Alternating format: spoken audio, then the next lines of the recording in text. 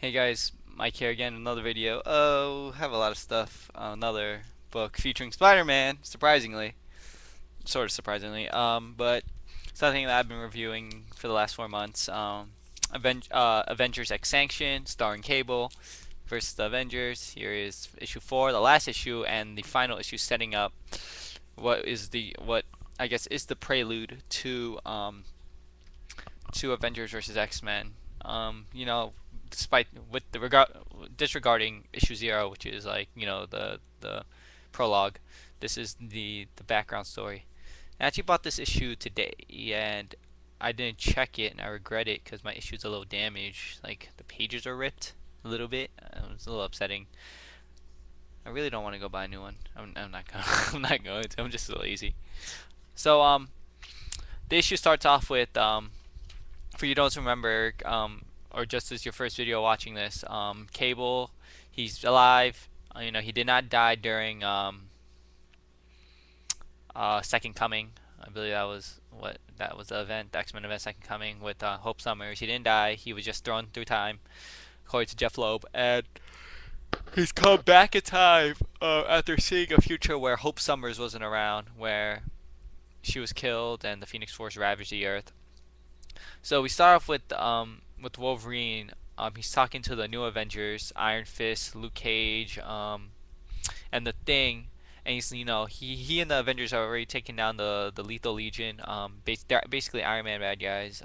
And he's telling these new Avengers to clean up the mess. Basically, they had to go find out where Cap and everyone is, and he's letting them know, someone shot this transport down. Someone who knew what they were doing. We're gonna go get them. So Spidey and Wolverine, they're the only Avengers left. They go looking for they're hunting down while they fought the Lethal Legion, Red Hulk, Cap, Iron Man, and Falcon went missing. So Wolverine's tracking them, and it's some great interaction between Spider-Man and Wolverine. Jeph Loeb, for all the shit he gets for, sometimes his books are crap. I'm not gonna say crap, but sometimes his books are okay. Sometimes his books are good. He does know how to write characters. He does know how to write Wolverine, and he definitely knows how to write Spider-Man. I love his Spider-Man. The Spider-Man's very sassy. His Wolverine, the way the give and take between them is very good. Um, so and Wolverine, I'm pretty sure he knows who they're hunting. He smells it. He smells Cable's scent, and he tells Spidey, this guy isn't gonna go kindly. You should sit this one out. And Spidey's like, beside all the bullshit, the joking around he does, as an Avenger, he's serious. And Wolverine's like, you know what, fine. So they end up, you see Wolverine and Spidey attacking Cable. Cable is, he's not prepared for this right now. Spidey can't believe it's Cable. Wolverine's, the war's over. Stand down. Wolverine's willing to go take him down. Um, the mission's compromised. Cable's not prepared not only to fight Wolverine and Spider-Man like right now at the same, while, but also Hope and Cyclops are there. He's not prepared for all this. He didn't have a contingency plan for Hope showing up. So Wolverine manages to stab Cable arm, take his weapon, and he's just mauling Cable, and Cable is just internally monologuing. He's like, him and Wolverine, they've been friends for a long time. They have had a long history together. Just because Cable's from the future, and that he's the one X-Man or hero that won't hesitate to kill him, and that's the similarity they share, that they're willing to kill to achieve their goal. And then he talks about Spider-Man. Spider-Man is he's the wild card in this. He treating this like a joke, and Cable says, it's hard to believe that he'll go down as the greatest hero of all time. Um, and you see Hope shooting at Spidey, trying to hold him back because she's trying to convince Cable to stop. Wolverine's just going in. And I like the interesting take on Wolverine's costume that they do. It's actually black and yellow and not blue and yellow. That's a little weird. Yeah, regardless. So Hope is distracting Spidey, and he's like, you know what? I don't like getting shot at, and he's very good Spider-Man. Like he manages to disarm her Cyclops gets shot, and then Cyclops blasts Spider-Man into the Hudson or the East River, wherever one of the rivers are on. I think they're in the Hudson. Let me make sure. So, yeah, then the Hudson River. So Wolverine and Spidey are going. Wolverine and Cable are going at it. Cable, he senses his death is imminent. The techno-organic virus is ravaging his system. His lungs are getting taken out. Um, and and and Cyclops decides, Cable has to be stopped. Go free the Avengers. Hope I'll deal with Cable. And Cable, he's doing this for all mutants, not just every Hope, but for all mutants everywhere, including Wolverine. Um, so Hope gets contacted by Blacksmith, who is Cable's ally, and tells him that he brought Hope there because Hope is the only one that can stop Cable, the only one who knows how to stop Cable because she was trained by Cable. So she disarms the bomb on the Falcon. The Falcon breaks free. Jumps into the fight. Cyclops frees Iron Man and Cap. They get back into the game, and they're gonna go in. And then you see Red Hulk, who's getting he has a virus too now. It's ravaging his systems, and he's like he's gonna be fine. He just needs to get angry enough, and he'll nuke it, because that's his power. The Hulk, when he gets angry, regular Hulk, Green Hulk, when he gets angry, he gets stronger. Red Hulk, he emits heat when he gets angry, so he burns, and he absorbs gamma radiation. So that was why he is essentially the weakness to the Hulk, and he burns at like a gamma bomb level. So that's why no virus can stand up to his immune system, I guess, just because like a fever, he just burns it out of him. So the Avengers tell him to stand down, and Wolverine's ready to go. And one of the most interesting layouts I've ever seen in a comic book is put here by Ed McGuinness. It's actually you see the Avengers fighting Cable, and there actually is laid out as exclamation points with Blacksmith, Cyclops, and Hope as the little ball, the point. Just seeing what he's doing, and the Avengers don't really aren't like they see him fighting, and Cable's not into it. He's done. He can't fight back, and it's not worth just being on a half dead guy, and Wolverine's gonna finish him, and Hope stops them. No, he's done. Um so Cap so Cyclops asks Cap, my son's no longer a threat, can I please take him home? And Cable and Captain America explains, we don't have any problems with the X-Men. You know, you know, despite what Cable thought, we have no problem with this, but as an insurance policy, we get to keep the crap in this container. And I guess Cable, he went to the future. He saw why the Avengers had all this stuff.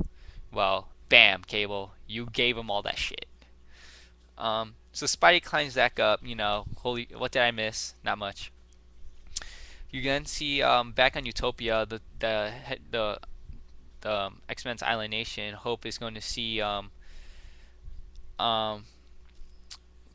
go see him, and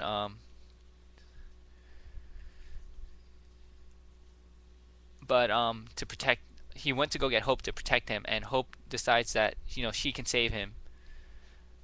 They both know what she can do, so she touches Cable, and she absorbs all the virus, but instead of being infected, what emerges from her body is the Phoenix Force. Like, I guess a small fragment of it emerges and burns and destroys the virus, and Cable's healed.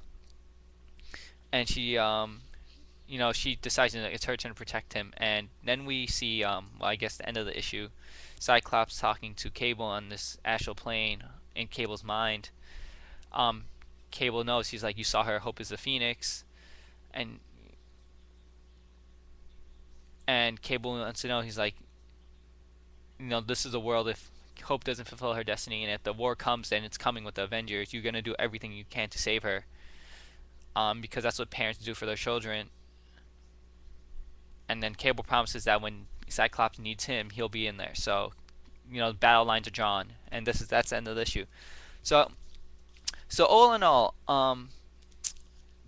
it was a solid issue. I don't like the fact Cable survived, personally. I thought that him dying and sacrificing his life for this mission would have been a great way to end it. But I guess they decide to bring him. They save him. Not a big deal, I guess. I mean, if you look at it, at the current rosters of X-Men, and if Cable joins the fight, the X-Men or the Avengers are clearly are outmatched in this terms, especially when they have Emma Frost and Cable. Cable without the virus can access his full force of his powers. He's an Omega level mutant, psychic abilities off the wazoo. He is just ridiculously strong and powerful. The Avengers really don't have anyone that can compete with that, and they don't have telepaths. They don't really have anyone with the scale of powers that these Cable has. Just my thoughts on that matter. But solid story in terms of setting up Avengers vs X-Men. Great job. Um, sort of came and bit Cable in the ass of why the Avengers had this anti-mutant tech is because Cable brought it with him. um, Other than that, a little disappointing that they didn't kill Cable. I would like to see him die and stay dead. Not many. The only person that stays dead is Uncle Ben and Gwen Stacy. Apparently, in comics, they're the only people that die. Uncle Ben and Gwen Stacy. Other than that,